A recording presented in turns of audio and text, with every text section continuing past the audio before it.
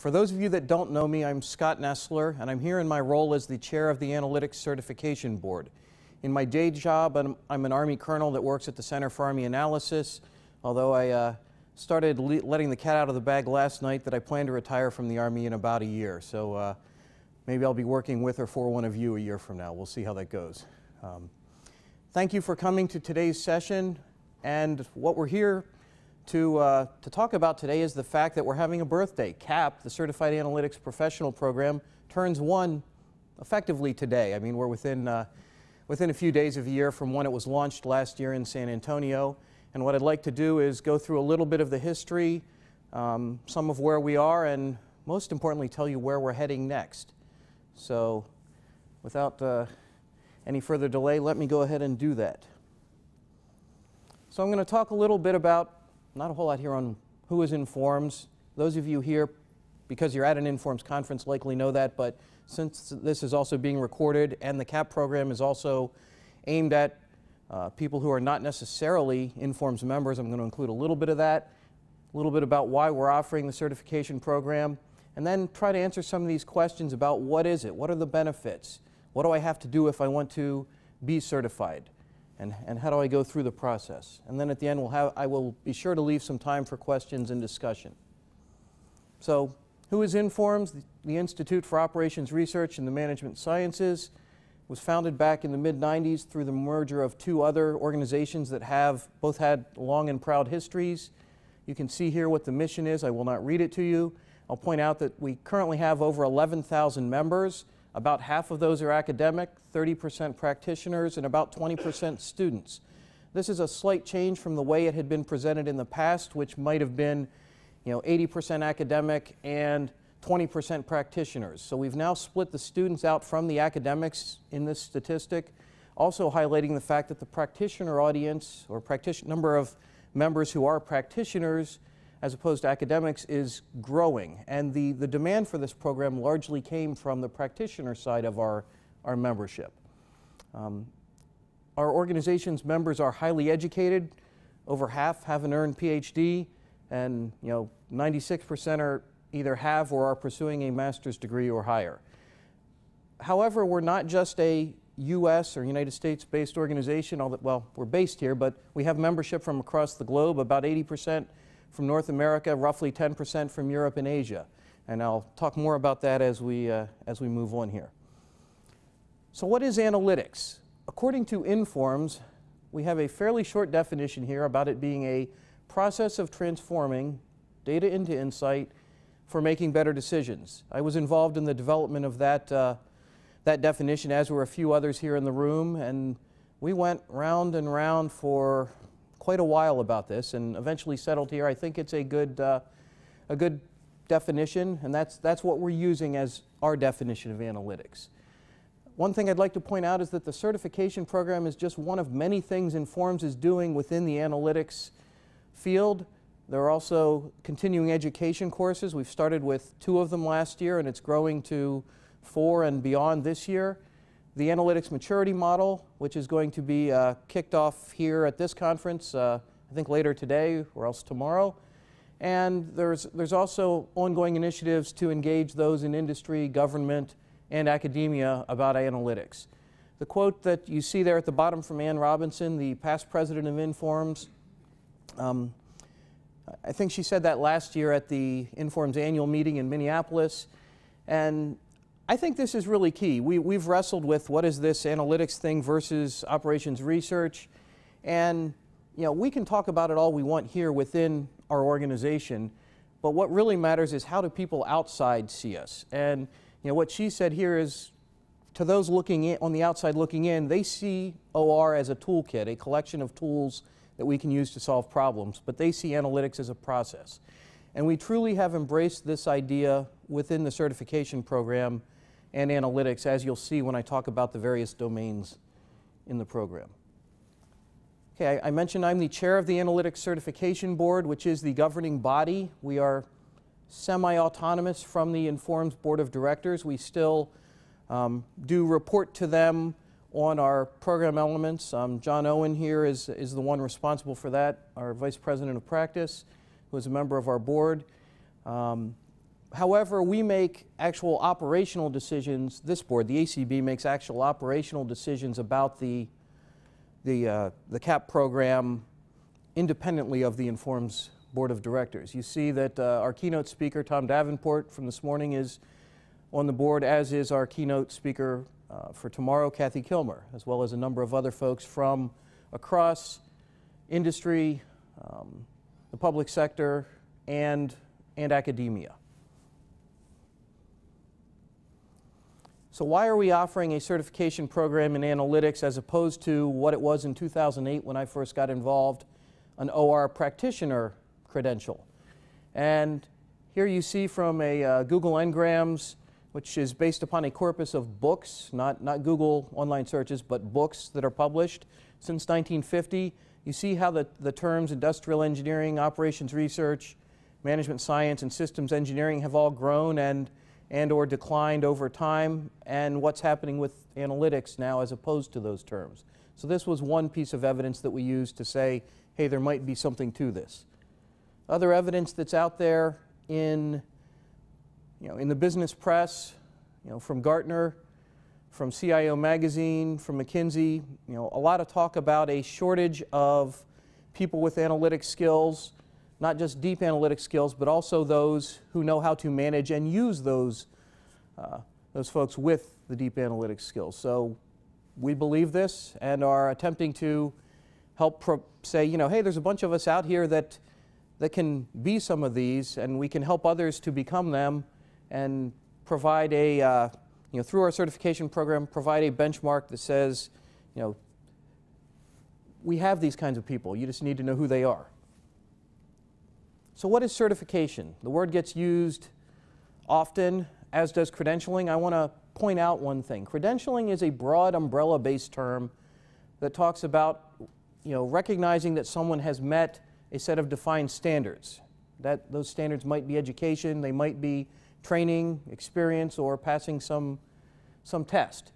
But there's two subcategories here, licenses and certifications. I want to be very clear, we are a certification, which is a voluntary credential granted by an organization like Informs that attests to the attainment of knowledge and skills.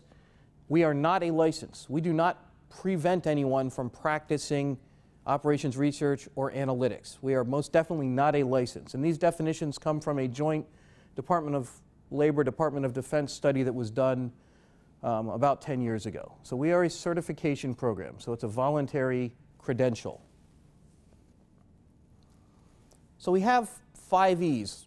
Just last night I was talking with a friend, or actually I was listening to him describe the CAP program to someone, and he was focusing here on the exam, which, while we are, I think, justifiably proud of the exam that we've developed because it provides some rigor and teeth to the certification, it is by no means the only component of the certification program. There are these 4 other E's here. First, in order to apply for the program, you have to have a mix of education and experience. At a minimum, it requires a bachelor's degree, and at a minimum, it requires 3 years of experience. So this is targeted at, not the brand new analyst with no experience, but it could be someone coming out of a graduate program who had experience prior to going to graduate school. We've encountered that in some of our applicants and recent certificates.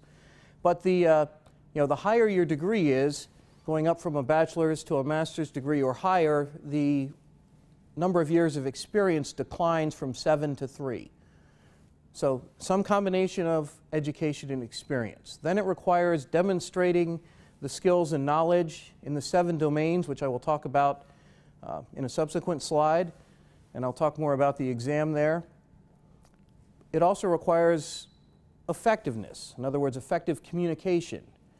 Recently read a study that was put out by some young data scientists from a number of companies, and they had these 5 key takeaways, and one of them was, actually the number 1 was, communication is important. It isn't just having coding skills. There's a lot more to it than that. So what we require is that each applicant's soft skills be validated by either a current or former employer, or if they're a solo practitioner or consultant a client or a previous client. And then finally, there's a code of ethics to which they must agree. So we have 5 E's that are part of CAP. You know, the focus tends to be on the exam, but I want to point out that the other 4 are also important.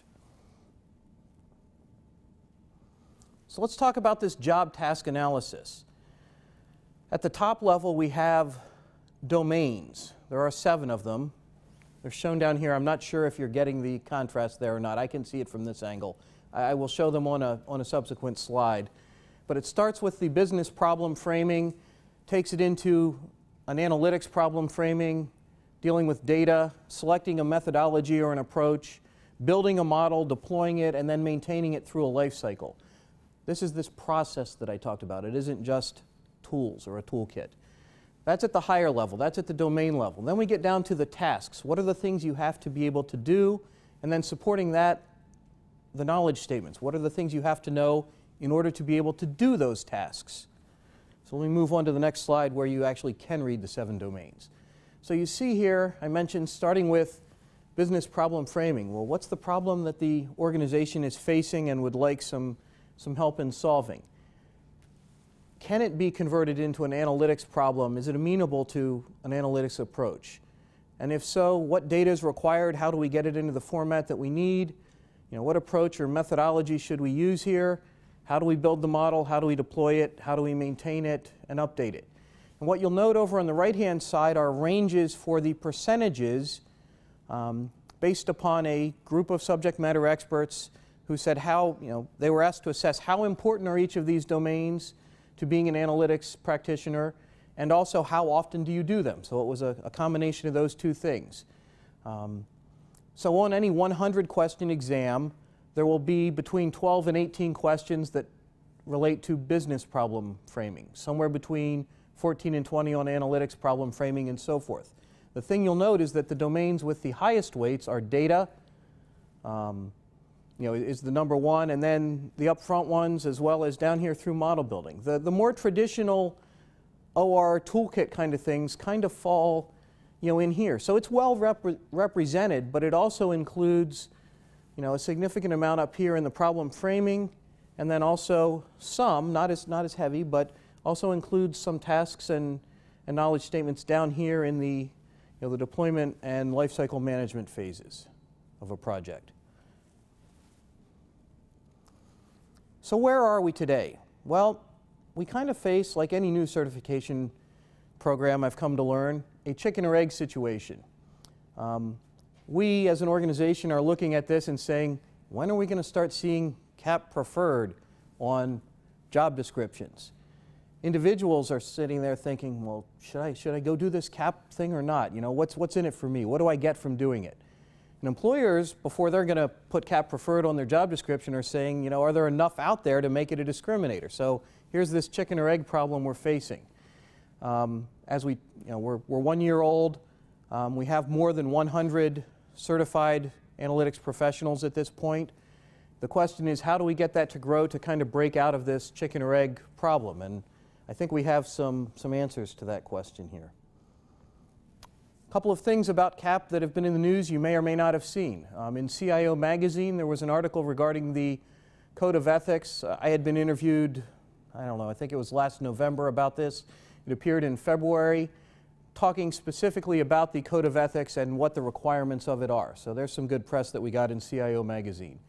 We've started seeing, back to the chicken or egg problem, we've started seeing in some current job postings in both academia and in industry, you know, well-versed in the certified analytics professional domains of practice.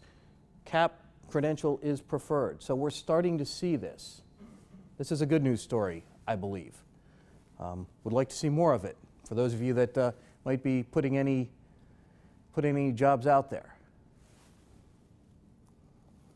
How many employers can say they now have CAP since we have over 100? Well, the word cloud that you see there are words from the job task analysis, and there are currently 9 of the Fortune 100 companies that can say we've got at least 1 CAP. So, you know, about 10% of the 100 largest companies either the companies or the individuals working there have said, this is something that, that I see as valuable and I'm going to do, or we want our analysts to have. So in a year, we've hit 10% of the largest 100 companies. I think that's a good start. Certainly room for continued growth.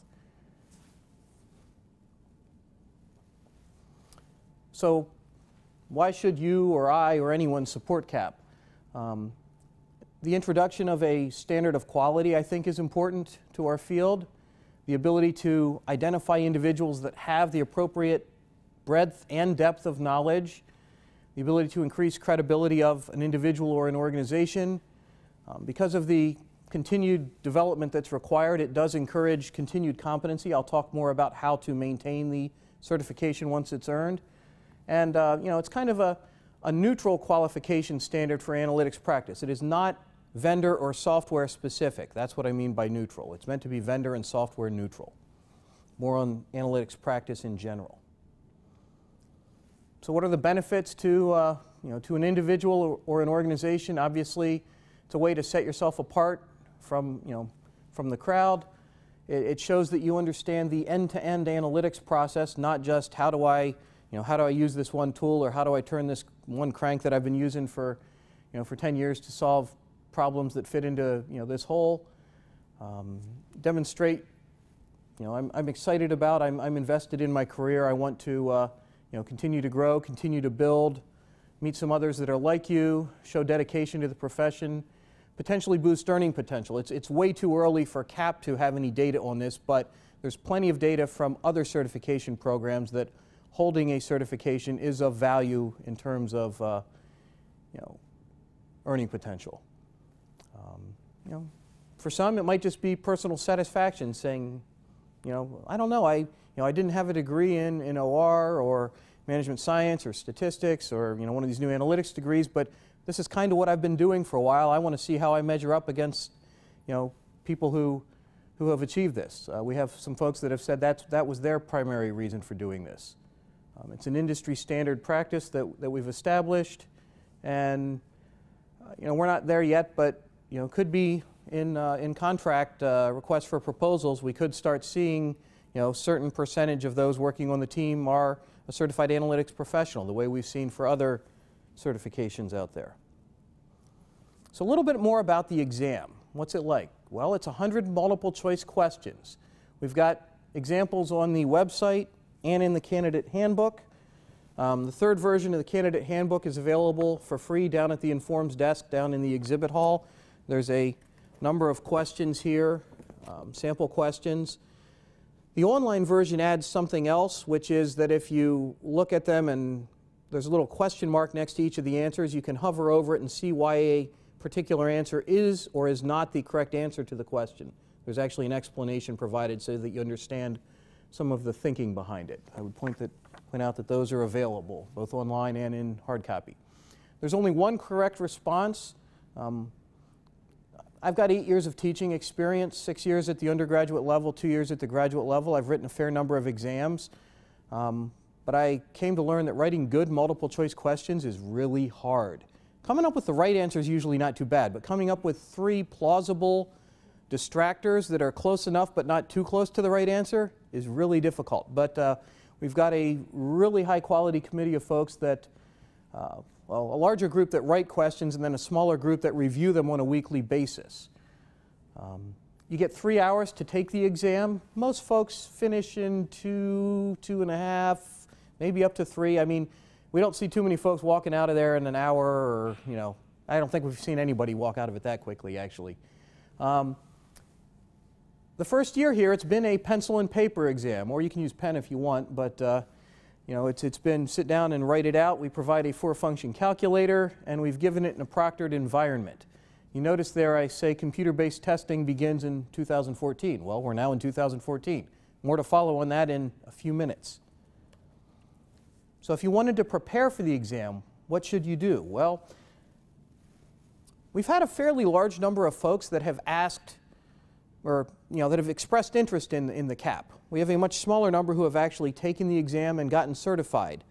When we ask those who've expressed interest but haven't signed up for and taken the exam, when we ask them why, they've had two There have been two primary answers. One is that there's not a study guide available. Well, there now is, thanks to the work of a number of dedicated volunteers. Alan Tabor was the one who pushed this ball across the finish line, and my thanks to him. The study guide is now available. It's available down at the Informs table in the exhibition hall. This one's not free, though. It's, I think, $50 for Informs members. Actually, I think we might be selling it for $50 to anybody who's here at the conference, but it's available. It's a good quality product. For a number of months, we had draft chapters from this available online for free. The request was if you download them, give us some feedback, and we got quite a bit of good feedback and input from a variety of folks on that, and now have this available. So that's one of the two reasons for why people have not signed up at this point is now taken care of. I mentioned the sample questions already. There's also a list of key references available on the website.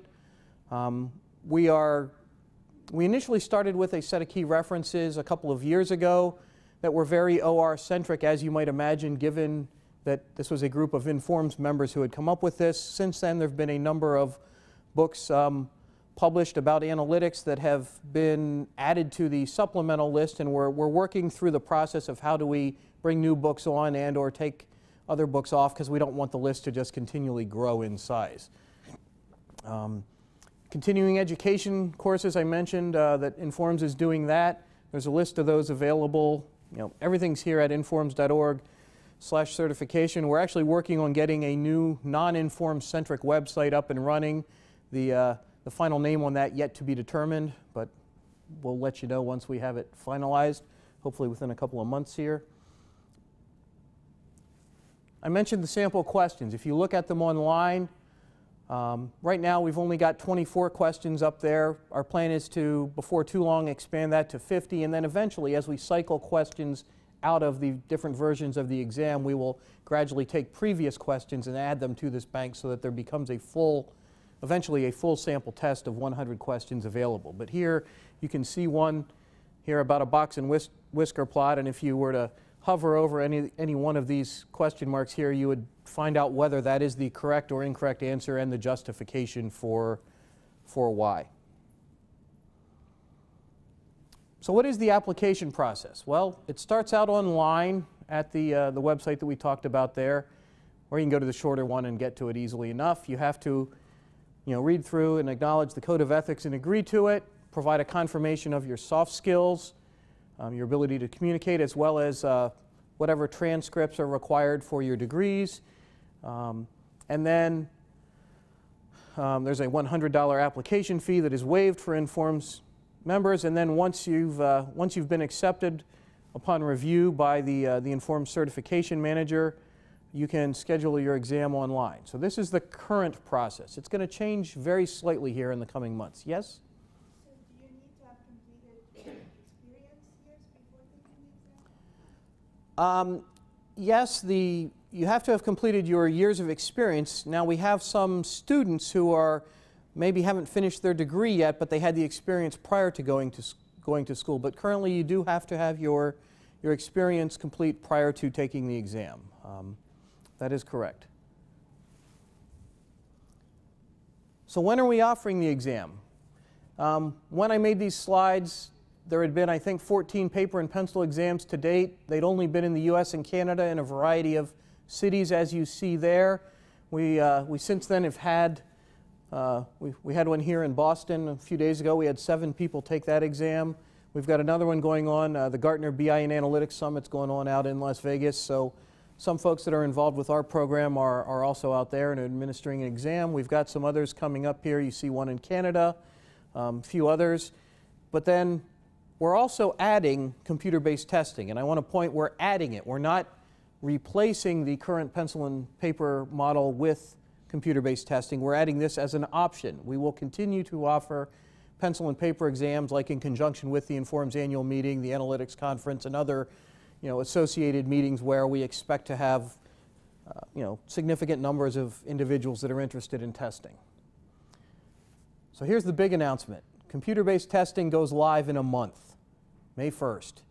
We're working with Criterion, which is a test center provider both here in the US and worldwide. They have over 700 test centers in more than 100 countries. Depending on the location, you could take your exam, during the 5 work days of the week, or some of them offer 7 days a week, depending on the location.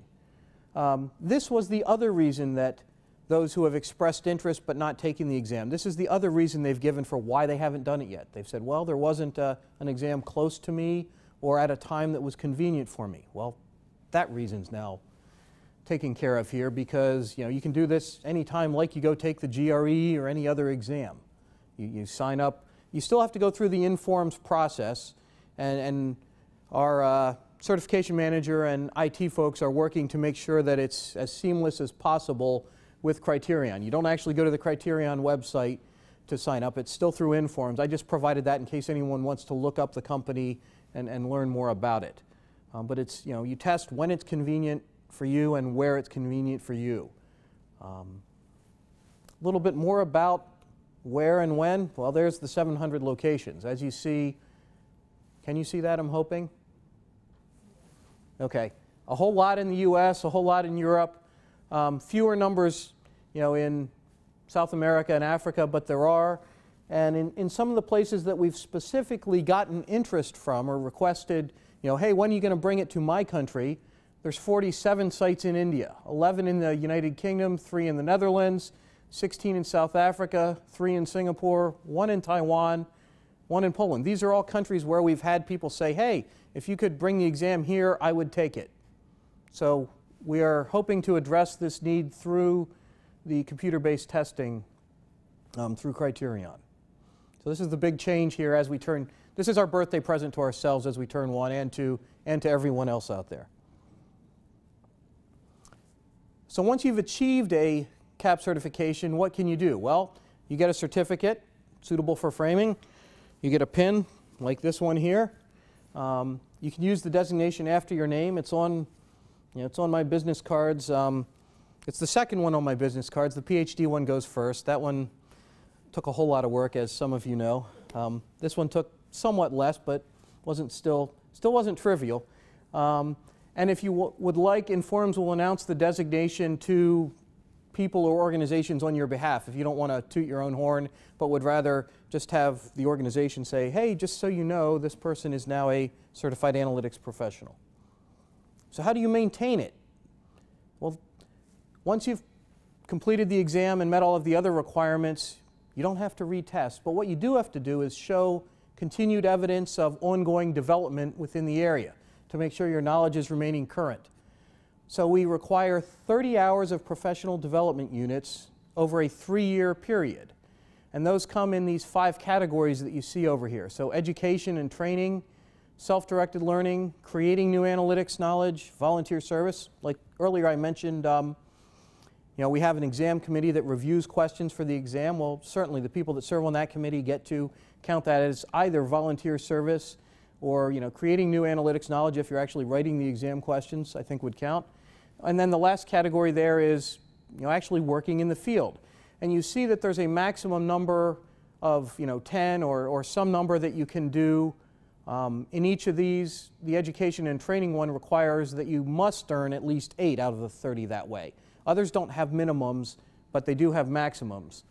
And there's a fairly easy to use system for maintaining this at Informs. I took a few classes about a month or so ago in data analysis using Python, and was able to go in and register that in the system, and it's straightforward and easy enough to do. The key is remembering to do it before you forget what you did, and that's on the individual, not the organization. But as the 3-year period comes close, those who are not to that level will get a reminder that kind of says, hey, you're approaching your recertification. We notice you've only completed this many. Have you forgotten to document some of your experience or training over the past 3 years? So if you want more information, the website's there 24 hours a day, and like I said, we're going to have another additional website at some point. If you send an email to certification@informs.org or call that number up there, you will get the certification manager for Informs, Louise Worley, who's at the back of the room. If everybody turns around back there, she's waving at us. She was waving at us. Louise is there. She's also pointing out that we've got lots of brochures here. I've got some up front. She has some in the back that kind of summarize what we talked about here. In addition, the job task analysis is here with the task statements. There's more of these downstairs as well. I think that's about all I've got, but I'd like to leave plenty of time for questions and answers because I expect that there will be some. What are your questions?